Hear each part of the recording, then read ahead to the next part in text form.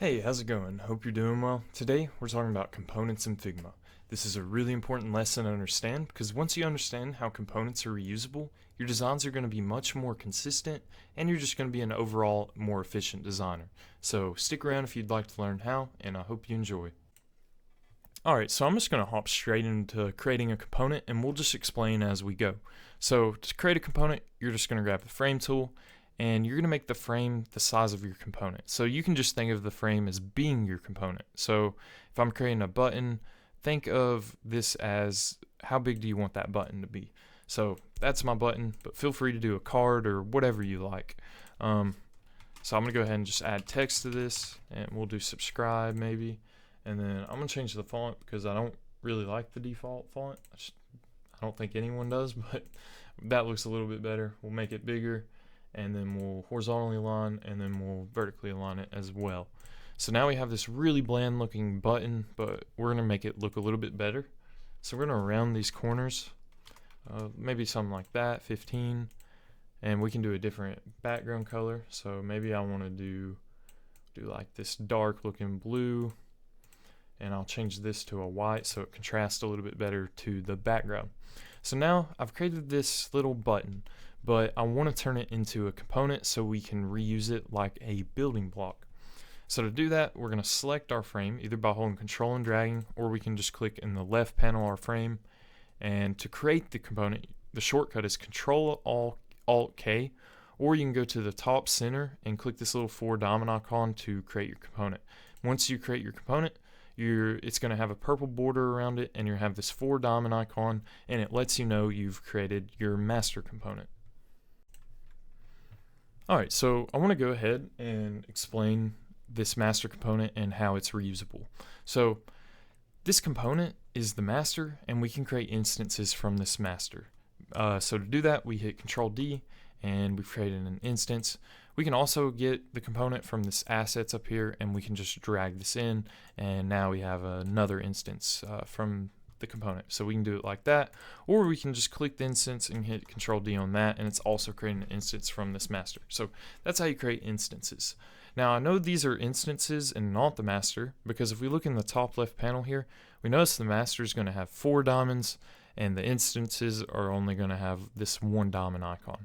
And if you ever get lost, for say you had a bunch of buttons on your site and you were trying to find the master, all you got to do is click on a button, right click, and go to main component. And when you do that, it's going to send you straight to that main component. Now, I'm going to refer to this as the parent sometimes, and these as the children. So the master is the parent component, and everything from that is its children or child.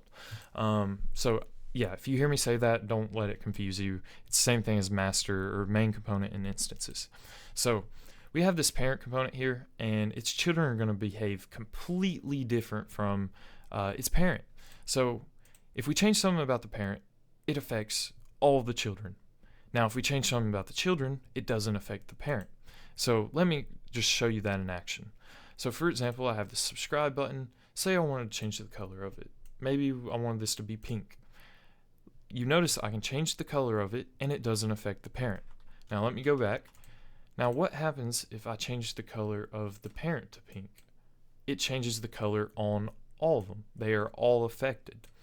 Now this is really useful and it can make you much more efficient because imagine if you had a site and you had to change the colors of all your buttons to pink and I was just doing it like this. You know, I'm going to be that's wasting a lot of time. Look, I'm getting the wrong colors, which I'm doing this kind of on purpose, but you notice we're not being consistent and it's just, we're wasting time. You know, that's not good. We don't want that. We want to be efficient. So to do that, all we got to do is go to this master and we can change all the colors at once. And you're seeing how a component can make us more efficient and consistent. Now, this applies to the text. If we change the text here, it's going to change all of them. If we resize it, it's going to resize all of them. So super powerful the parent is. Now, the children are powerful as well. Now, if I change the color of one of these, say I make this one, we'll just do like that. And then say I change the parent now. Now we know if I change the parent color, it's going to affect all these children. Well, that's not the case for this, because look, why didn't this one turn blue? The reason why is because when we change the color of a child, or if we change one of its properties, it overrides the parent. So I can still change the text or things like that about this. So if I delete it, all the text disappears because I didn't override the text here. But for example, if I go like that now, and then I change this text, it has no effect on the other one because this is overridden. So that's important to remember. And say we didn't want to override, all we gotta do is right click and reset all changes.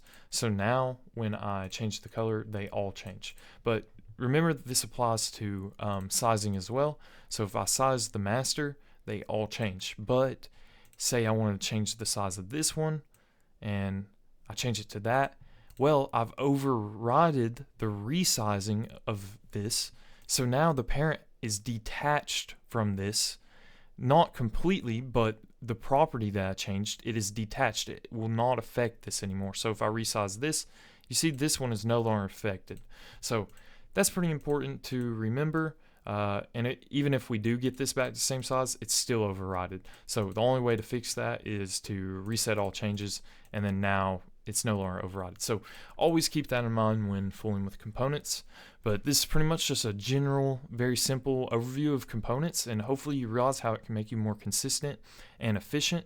I think for the next video, I'm going to get into variants and explain how components are used in that, because extremely powerful stuff. Because you think this button can be clicked, it can be hovered over, it can be disabled. How do we be efficient about that? Because it would be pretty sucky if we had to create a button each time we wanted to do that, and there is a simple way on doing that, and I'll explain that in my next video. But this pretty much wraps up components. If you enjoyed it and you learned something, please let me know. And if you have any questions at all, I'd love to hear it. And consider subscribing and liking. And see you next time. Thanks.